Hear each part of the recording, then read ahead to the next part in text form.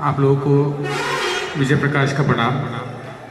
बहुत बहुत धन्यवाद, आपने अपना कीमती समय दिया और काफ़ी देर से आप लोग इंतज़ार कर रहे थे इस गाड़ियों के लॉन्च के लिए। आप लोगों में से कई लोग हमारे पुराने ग्राहक भी हैं, कुछ लोग हैं जो नए सिरे से जुड़ना चाहते हैं हमारी संस्था से। तो मैं अपनी जर्नी एक छोटी सी 3 से 4 मिनट में आपको ये जर्नी आपको बताऊंगा कि 2016 में हम लोगों ने पहला ऑटोमोबाइल शोरूम प्रकाश बजाज आपको फॉरबिसगंज मतलब अररिया जिला का पहला बजाज शोरूम हम लोगों ने स्टार्ट किया था। और ये 2016 के बाद में उसके बाद दूसरी हमारी शोरूम आपको 2018-19 के बीच में हम लोगों ने प्रभा बजाज सुपौल में। तो जब हम सुपौल आए थे और हम लोगों ने यहाँ पे ये इस ज़मीन को लिया और यहाँ पे कंस्ट्रक्शन को शुरुआत की, तो हमें बहुत मन में भय भी था कि हम दूसरे ज़िला में जाके काम करने वाले हैं। पहली बार अपने ज़िला से बाहर जाके काम करने वाले हैं कि कोई तरह की दिक्कत होगी, कोई समस्या आएगी। लेकिन आप लोगों को जान के ये बहुत खुशी होगी कि जिस समय हम लोग सुपौल में जिस भय के साथ आए थे, लेकिन आप लोगों ने, सुपौल के वासियों ने हम लोगों को बहुत प्यार दिया। इस पूरे कंस्ट्रक्शन में बहुत सहयोग हुआ, यहाँ के प्रशासन का भी, यहाँ के जनता का भी, यहाँ के लोगों का भी, आप लोगों का। किसी भी प्रकार का कोई भी हमें किसी एक क्षण भी दिक्कत का कोई सामना नहीं करना पड़ा। इतनी बड़ी कंस्ट्रक्शन हुई और आज तक मैं लगभग 13 और सच्चाई ये मैं बोलूँगा कि अगर सबसे बड़ा दिल किसी जिलावासी का है तो वो सुपौल वासी का है, क्योंकि हमें हर जगह कहीं ना कोई दिक्कतों का सामना करते रहना पड़ता है। लेकिन सुपौल में जब से हम लोग आए हैं तब से जितना प्रेम सुपौल में मिला है ये कहीं और नहीं मिला है। और मैं ये खुल के बताना चाहता हूँ आपको।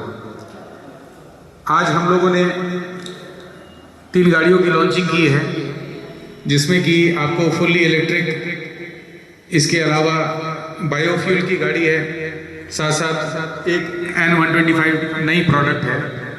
तो ये गाड़ियाँ हम लोग बजाज, हमारे भारत की जो बजाज ऑटो लिमिटेड कंपनी है, अब 2 व्हीलर में बहुत आगे बढ़ चुकी है। इसका मतलब जैसा कि हमारे कलीग पांडे जी आपको बता रहे थे कि हमारी पूरे विश्व की सबसे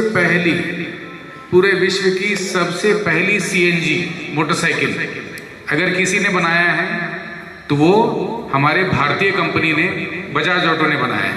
तो ये हम लोगों को बहुत बड़ी एक उपलब्धि मिली है इस गाड़ी से। आप लोगों को मालूम होगा कि जब 3 पहिया गाड़ी में पहली बार जब CNG आई थी तो दिल्ली, बॉम्बे, कलकत्ता, हर जगह जो पहले पेट्रोल और डीजल की टेम्पो चला करती थी वो रातों रात आपको CNG में बदल गई।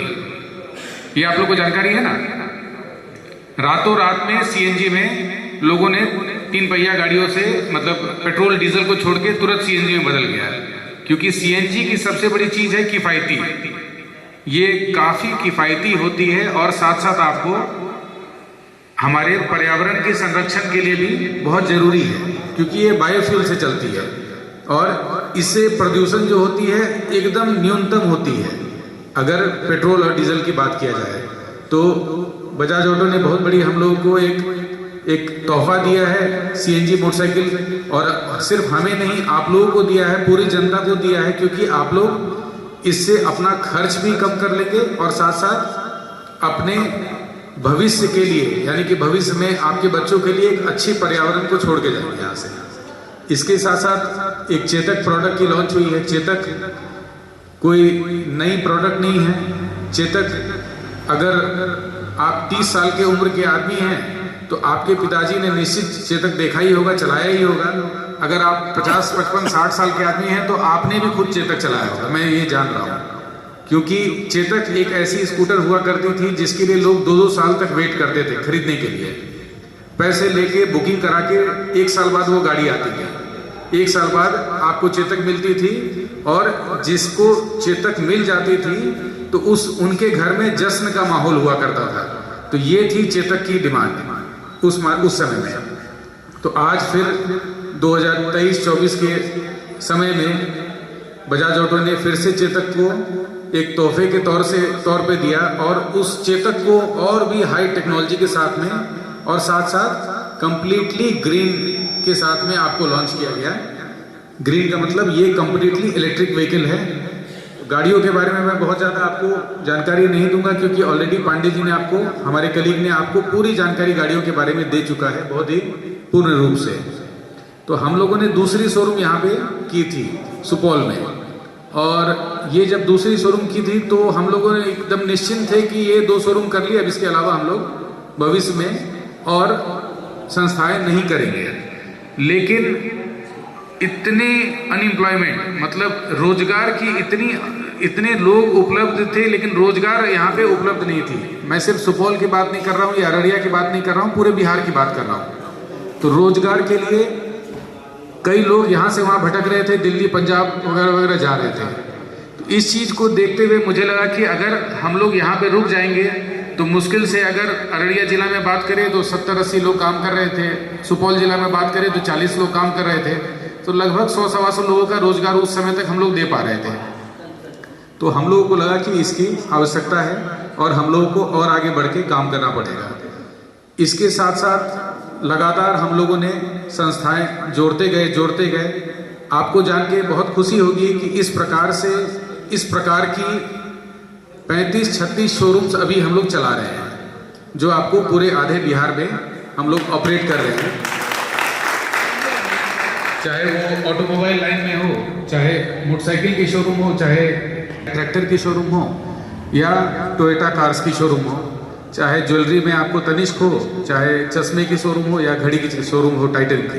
तो इस प्रकार के सभी शोरूम्स, कुछ फैक्ट्रीज भी हम लोग चलाते हैं।